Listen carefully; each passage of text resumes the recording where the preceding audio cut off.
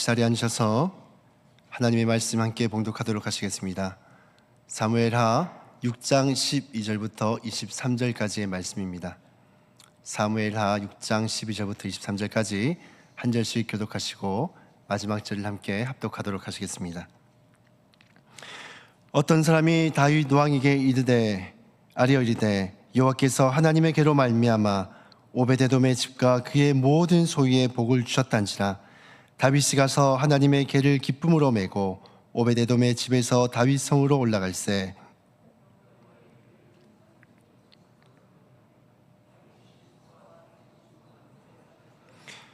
다윗이 여호와 앞에서 힘을 다하여 춤을 추는데 그때 다윗이 배 에봇을 입었더라.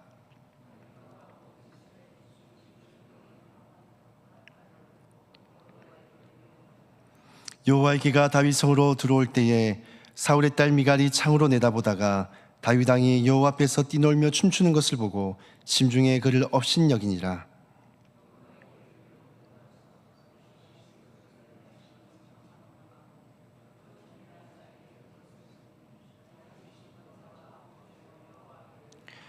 다윗이 번제와 화목제를 드리기를 마치고 만군의 여호와의 이름으로 백성에게 축복하고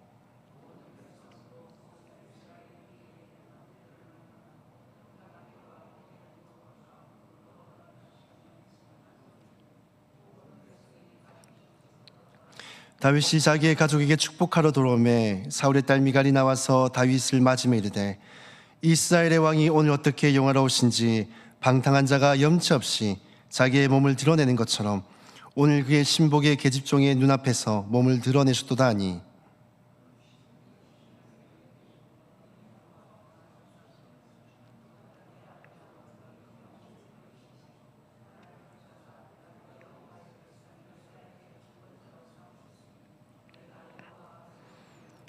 내가 이보다 더 낮아져서 스스로 천하게 보일지라도 내가 말한 바 계집종에게는 내가 높임을 받으리라 한지라. 그러므로 사울의 딸 미갈이 죽는 날까지 그에게 자식이 없으니라. 아멘.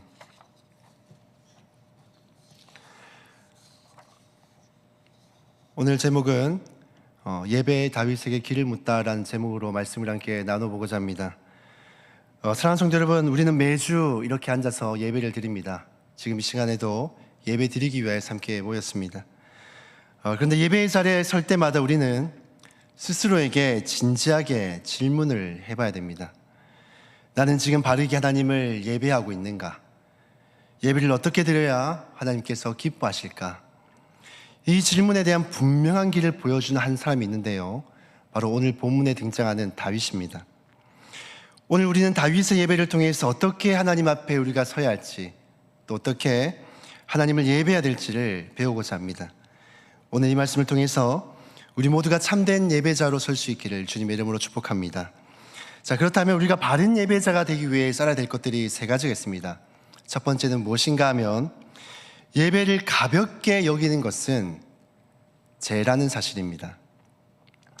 이 오늘 본문은 하나님의 계로 말미암아 오베데돔의 집과 그의 모든 소유에 복을 주셨다는 말씀으로 시작이 되어집니다. 이 소식을 들은 다윗은 즉시로 언약궤를 예루살렘에 있는 다윗성으로 옮기기 위하여서 오베데돔의 집으로 향하게 됩니다. 왜 다윗은 언약궤를 이 다윗성으로 옮기고 싶었을까요? 다윗은 예루살렘에 있는 다윗성에 이 언약궤를 둠으로써 이스라엘의 진정한 왕이 누구신지를 이스라엘의 모든 백성들 앞에서 보여주고 싶었던 그런 말씀이 있었습니다.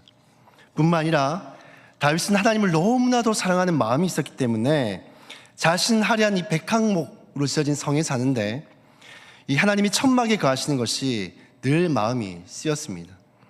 그래서 다윗은 하루빨리라도 이 언약궤를 다윗성으로 옮기고 싶었던 것이죠. 그러다 보니까 오늘 본문 이전에 다윗이 아주 큰 실수를 하나 저지르게 됩니다. 이 오베데돔의 집에 언약궤가 있기 전에 이 언약궤는 아비나답이라는 사람의 집에 있었습니다. 다윗은 이 하루빨리 언약궤를 옮겨오고 싶은 마음에 가장 빨리 이것을 옮겨올 수 있는 방법을 택합니다. 그것은 바로 소가 끄는 수레를 통하여서 이 언약궤를 옮기고자 했던 것이죠. 그런데 문제는 소가 끄는 수레를 통해서 이 언약궤를 옮겨올 때에 소가 이렇게 날뛰기 시작하면서 이 수레에 있던 언약궤가 이제 넘어질 뻔한 것입니다. 그래서 이제 그것을 넘어지지 않게 하려고 이것을 이제 웃사라는 사람이 이것을 손을 갖다 대어서 언약궤를 잡게 됩니다. 어떤 일이 벌어지냐면 즉시로 그 자리에서 웃사가 죽게 되었습니다. 왜 이런 비극이 발생했을까요? 언약궤를 옮겨오고자 했던 다윗은 그 마음이 너무나도 귀했습니다. 하나님을 사랑하는 순수한 마음들이 있었습니다. 또 열심도 있었습니다. 또 이 웃사는 어떻습니까? 언약궤가 넘어지는 것을 보지 못해서 손을 갖다 대어서 잡으려고 했습니다. 이 어디에 잘못이 있을까요? 이 어디에 문제가 있을까요? 꼭 이렇게까지 죽음으로 마무리되어져야 되는 비극이 발생해야 되는 걸까요? 그런데 이 사건이 우리에게 던져주는 매우 중요한 메시지가 있습니다. 원래 언약궤는 이동할 때 소나 다른 짐승들을 통해서 이것을 이동하는 것이 아니라 하나님께서 말씀하시기를 언약궤를 이동할 때는 반드시 레위 사람들 중에서도 고앗 자손만이 언약궤를 어깨에 메고 이것을 이동하라고 신신당부를 하셨습니다. 그러지 않을 경우에는 죽으리라 라고 분명하게 말씀하셨습니다. 그런데 이것을 단순히 보면 이 언약궤의 이동에 관한 문제인갑다라고 생각할 수 있습니다. 그런데 이 하나님께서 이 언약궤에 관한 규례를 주시는 말씀이 어디냐면 민수기 4장과 신명기 10장입니다. 근데 이 신명기 10장과 민수기 4장은 어떠한 말씀인가 하면 예배에 대한 부분을 집중적으로 다루고 있는 장입니다. 근데 예배에 대해서 다루고 있는 이 말씀의 장에 언약궤를 어떻게 다루어야 되는지를 말씀하고 있는 것이죠. 즉 이게 무슨 말씀인가 하면 언약궤를 옮기는 이 일조차도 예배의 한 영역, 한 부분이라는 것을 말씀하고 있는 것입니다.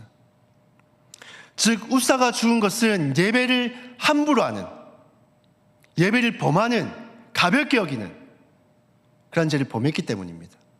다윗도 마찬가지고요. 다윗이 이 소가 끄는 수레를 통해서 언약궤를 끌고 오는 것은 신속하고 편하고 좋은 방법입니다. 하지만 아무리 다윗이라도 이스라엘의 왕이라 할지라도 아무리 좋은 의도와 마음과 열심이 있다 할지라도 예배를 자기가 드리고 싶은 대로, 임의대로, 편한 대로, 쉬운 대로 예배를 드려서는 안 된다라는 것입니다.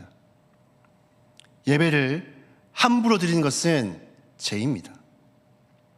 우린 죄라고 하면 해서는 안 되는 어떤 말을 했거나 어떤 나쁜 행동을 했거나 어떤 나쁜 좋지 않은 생각들을 했을 때 그것이 마치 죄라고 단정을 합니다.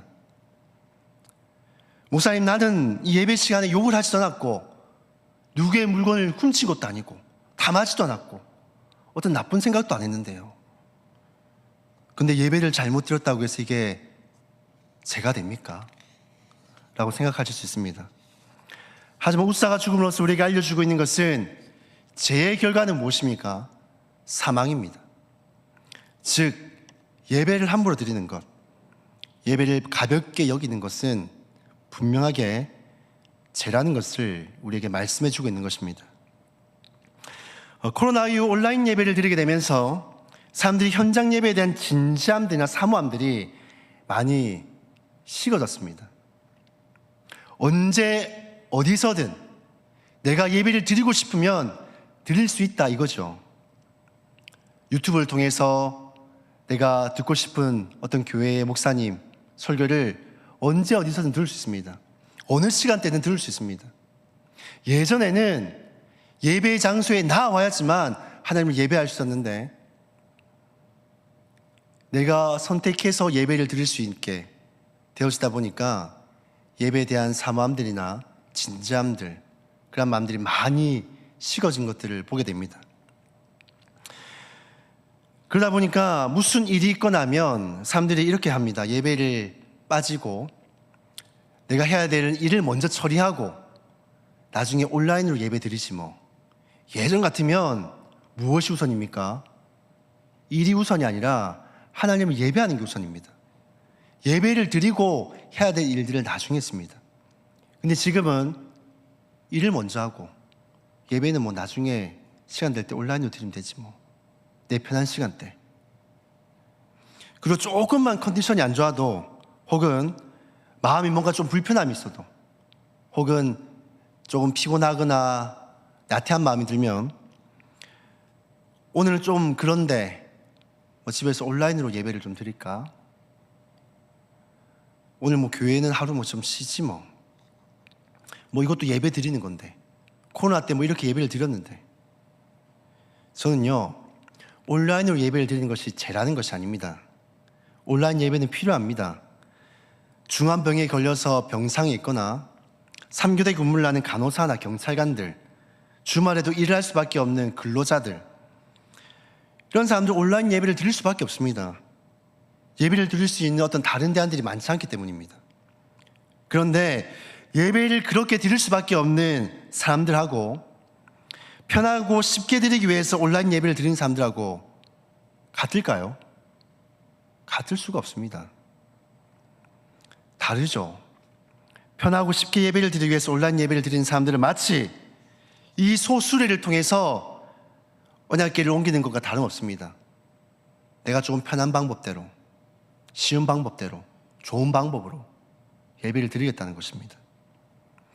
사람들은 갈수록 예배에 대해서 이 소수레처럼 뭔가 더 좋은 시스템이 갖춰지고 악기가 갖춰지고 뭔가 편하게 예배를 드릴 수 있는 방법들을 요구합니다.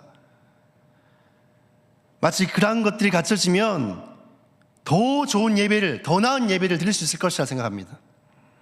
그런데 그러한 것들이 예배가 되게 하는 것이 아닙니다. 예배를 함부로 드리는 것이 죄라는 것을 알고 예배를 결코 가볍게 여기지 않고 진지하게 구별하게 드릴 때에 우리가 드리는 그 예배가 하나님 받으시는 그런 예배가 되어지는 것입니다. 목사라고 해서, 장로라고 해서, 아무리 다윗왕이라고 해서 예배를 자기 방식대로 임의로 드릴 수 없습니다. 자기가 편한 대로 드릴 수 없습니다. 반드시 하나님께서 원하시는 방법대로 예배를 드려야 되는 것입니다. 그림을 하나 같이 볼까요? 이 그림은 반다이크라는 화가가 그린 그림인데요. 이 테오도시우스 황제와 이 암브로스의 주교의 감독의 일화를 그린 그림입니다. 이 로마 황제 중에 테오도시우스라는 황제가 있습니다. 이 황제는 이 기독교를 국교로 공인할 정도로 기독교에 놀라운 붐을 일으킬 정도로 놀라운 일을 했던 황제 중에 한 명이었습니다. 그런데 이 사람이 어느 날 이 데살로니가에서 민중 봉기가 일어나게 되어지고 그 지역을 수비하던 수비대장이 그 주민들과의 마찰로 인해서 죽임을 당했다라는 이야기를 듣게 됩니다. 그런데 이것을 전후 사정을 따지지 않고 이에 극노해서 군사를 보내서 주민들을 7,000명이나 학살하게 되었습니다. 7,000명을 학살하고 난 이후에 이 테오도시우스 황제는 어느 날처럼 동일하게 이 밀라노에 있는 이 교회에 예배를 드리러 간 것입니다. 그 교회에 암브로스라는 이 감독이 있었는데 오늘날 치면 목사나 신부가 되겠죠. 있었는데 이 테오도시우스 황제가 예배를 드려오는 것을 막습니다. 황제라고 하더라도 당신 예배 드릴 수 없습니다. 당신이 지은 죄가 있지 않냐? 7,000명이나 무고한 사람들을 잔인하게 학살했지 않냐? 회개하고 오라. 근데 이 테오도시우스 황제가 내가 예배를 드리고 싶으면 드리는 거지. 내가 황제인데, 내 말이고 법인데 니까짓 게 왜 이걸 막냐? 억지로 들어가려고 합니다. 근데 이 암브로스 감독이 끝까지 목숨을 걸고 이것을 막습니다. 결국엔 이 황제가 못 이겨서 돌아가게 되어지고 결국에는 자신의 죄가 크다라는 것을 보고 회개하게 됩니다. 그러고 나서 다시금 교회로 가게 되어지는 것이죠. 이처럼 예배는 그 누구라도 결코 가볍게 여겨서는 안 되고 함부로 드려서도 안 됩니다. 사랑하는 성도 여러분, 거듭 말씀드리지만 예배를 가볍게 여기는 것, 함부로 드리는 것은 하나님 앞에서 죄라는 사실을 잊지 마시길 바랍니다. 예배에 대해서 진지하고 사모하고 바른 태도로 하나님을 예배하는 그런 바른 예배자가 되시기를 주님의 이름으로 축복합니다. 이 두 번째로 우리가 바른 예배자가 되기 위해서 해야 할 것은 무엇인가 하면요, 예배의 주인공은 하나님이시라는 겁니다. 오늘 본문 14절 말씀을 함께 읽도록 하겠습니다. 14절 말씀 함께 읽습니다. 다윗이 여호와 앞에서 힘을 다하여 춤을 추는데 그때 다윗이 배 에봇을 입었더라.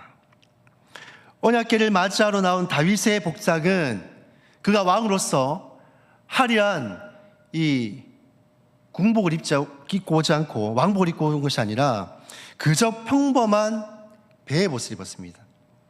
이 베옷이 어떤 옷인가 하면 이 제사장들이 일상적으로 이렇게 일상생활하면서 입는 옷입니다.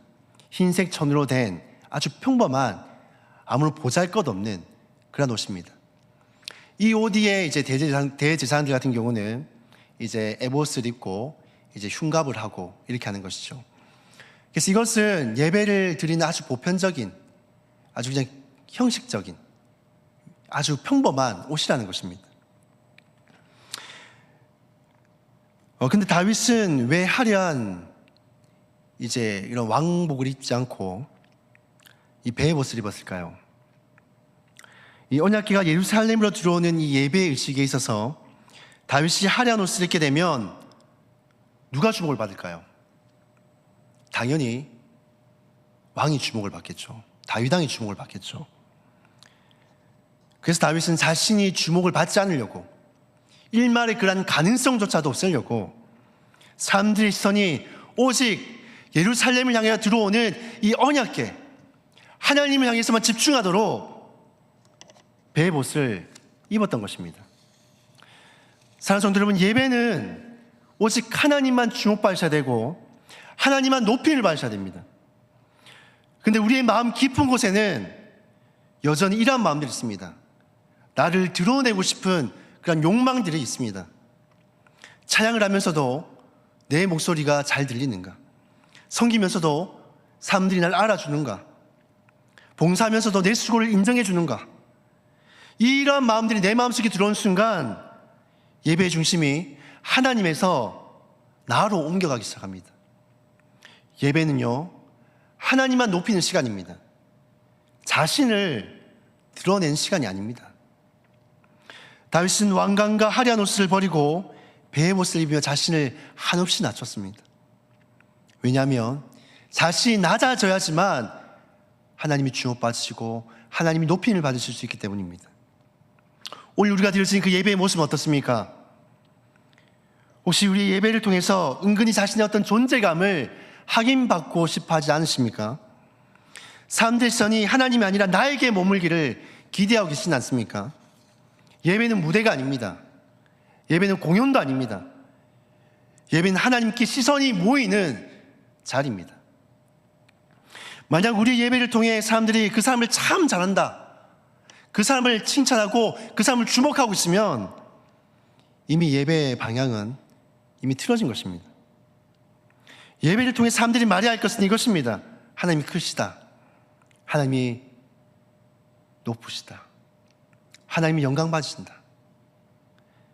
진짜 예배는 다윗처럼 베옷을 입음을 통해서 자신을 낮아지고 자신을 감추고, 그렇게 할 때 하나님만을 높이는 그러한 예배가 바로 참된 예배인 것입니다. 세례요한이 이렇게 고백했습니다. 예수님 앞에서 근 흥하여야겠고 나는 새하여야 하리라. 이러한 고백이 바로 예배의 자들의 고백이 되어야 하는 것입니다. 사랑하는 성도 여러분, 예배 자리에서 우리는 인정받으러 오지 않습니다. 존재감을 확인받으러 오지 않습니다. 하나님을 높이기 위해 이 자리에 옵니다. 다윗은 베옷을 입고 하나님 앞에서 춤을 췄습니다. 자신이 드러나는 것이 아니라 하나님의 영광이 드러나기를 원했습니다. 오늘 우리의 예배도 그렇게 되어지기를 주님의 이름으로 축복합니다. 내 자존심, 내 체면, 내 이름, 내 지위, 내 신분 다 내려놓고 오직 하나님만 높이고 하나님만 영광 받으시는 그러한 예배, 바로 그러한 참된 예배를 드리는 저희 여러분들이 다 될 수 있기를 주님의 이름으로 축복합니다. 세 번째, 우리가 바른 예배자가 되기 위해서 해야 될 것이 무엇인가 하면은 예배는 하나님 앞에서 드려야 한다는 것입니다. 오늘 우리가 읽었던 본문에는 무려 4번이나 반복되는 표현이 하나 있습니다. 어떤 표현인지 아시겠습니까? 바로 여호와 앞에서입니다. 언제가 예루살렘 성을 향해 들어올 때 다윗은 배의 옷을 입고 힘껏 춤을 추며 예배했습니다. 얼마나 열심히 춤을 췄던지 옷이 내려가서 속살이 사람들 앞에서 비치게 되어졌습니다. 이에 미갈이 다윗을 향해서 이렇게 비판을 합니다. 왕이 체면이 어떻게 사람들 본 앞에서 남사스럽게 이 배의 옷을 입고 강대처럼 춤을 추지 않나? 옷이 내려가 사람들 앞에 속살을 보이진 않냐? 왕마씨는 혼자 시키는 거 아니냐? 라며 추파를 던지며 비판을 합니다. 그래서 다윗이 뭐라고 대답을 합니까? 21절을 보시면 이렇게 대답합니다. 이는 여호와 앞에서 한 것이라. 다윗은 왕으로서 품위를 지켜야 함에도 불구하고 그는 옷이 내려가는 것들도 모를 정도로 하나님께 집중하고 하나님 앞에서 춤을 추며 예배했습니다. 그가 그렇게 할 수 있었던 데에는 왕으로서의 체면, 지위, 위치, 사람들의 시선이라는 것들을 전혀 의식하지 않고 오직 하나님 앞에서 예배를 드렸기 때문입니다. 내가 어떻게 예배하면 하나님 기뻐하실까? 어떤 찬양하면 하나님이 좋아하실까? 사람들이 나를 어떻게 볼까가 아니라 하나님이 나를 어떻게 생각하실까? 나를 어떻게 보실까? 하나님이 내 예배를 어떻게 받으실까? 고민하며 예배를 드렸다는 것입니다. 사랑하는 성도 여러분, 주변 사람 의식해가며 예배를 드리지 마시길 바랍니다. 여러분들이 신경 쓰고 의식해야 될 대상은 옆에 앉은 사람이 아니라 오직 하나님 한 분밖에 없습니다. 하나님만 의식해야 됩니다. 간혹 어떤 분들 보면 찬양할 때 본인이 음치박치라서 찬양할 때 내가 조금만 이렇게 소리 높여 부르면은 주변 사람들이 날 흉보는 거 아닐까? 어떤 사람들은 헌금을 드릴 때에도 주변 사람을 보면서 헌금을 조금 오늘 작게 하면은 누가 흉보지 않을까? 혹은 헌금을 좀 많이 하면 좀 있어 보이지 않을까? 뭔가 주변 사람들을 예배하는 모든 이 시간들이 주변 사람들을 하나하나 의식해가며 예배를 드리는 사람들이 있습니다. 예배는 사람 앞에서 드리는 것이 아니라 하나님 앞에서 드리는 것입니다. 혹시 내가 누군가를 의식하며 이 예배의 자리에서 예배를 드리고 있다면 마음과 시선을 돌려서 하나님 앞에서 예배 드리시길 바랍니다. 우린 아멘 하는 것조차도 뭔가 주변 사람들이 하지 않으면 잘 안 합니다. 뭔가 나만 하면은 좀 튈까봐, 유난스럽다 할까봐 의식해가면서 그렇게 합니다. 그런데 여러분, 신앙생활은 예배드리는 이 시간들은 주변 사람들을 의식하며 드리는 것이 아닙니다. 철저하게 하나님과 나, 그 사이에서 예배를 드리는 것입니다. 저는 군에 있을 때 군생활을 철원이라는 지역에서 이 철책이 있는 GOP에서 군생활을 했습니다. 여기는 24시간 계속 이렇게 철책을 비워두면 안 되기 때문에 잠을 잘 시간들이 많이 부족합니다. 또 명절이라고 해서 쉬는 것도 없고 주일이라고 해서 쉬는 것도 없습니다. 근데 주일날 예배를 드리려고 하면은 이 예배 드리러 간 사람들은 그날 하루에 자야 되는 잠들을 포기하고 가야 됩니다. 그날 잠을 못 자는 거죠. 근데 제가 이제 그 GOP였을 때 군종병이었습니다.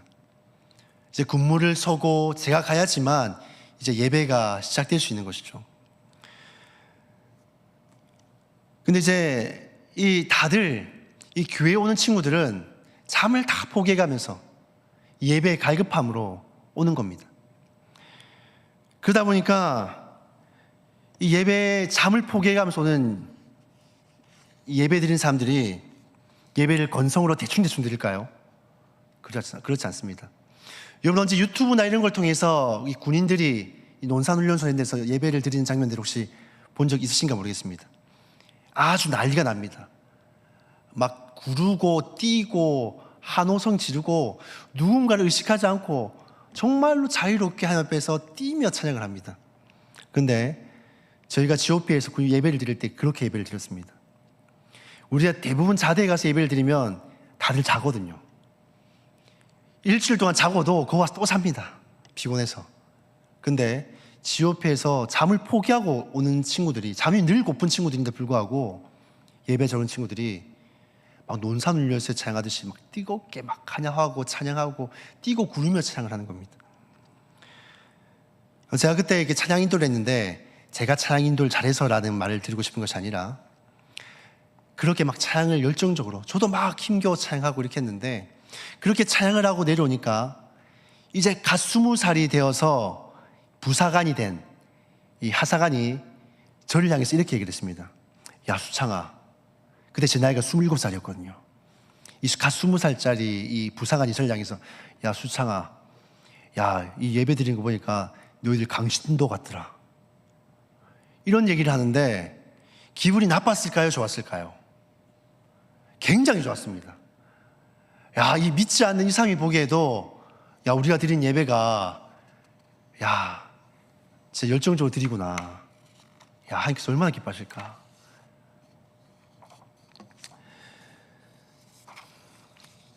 다시 한 번 더 말씀드리지만, 예배는 삶을 의식하며 드리는 것이 아니라 하나님 앞에 드리는 것입니다.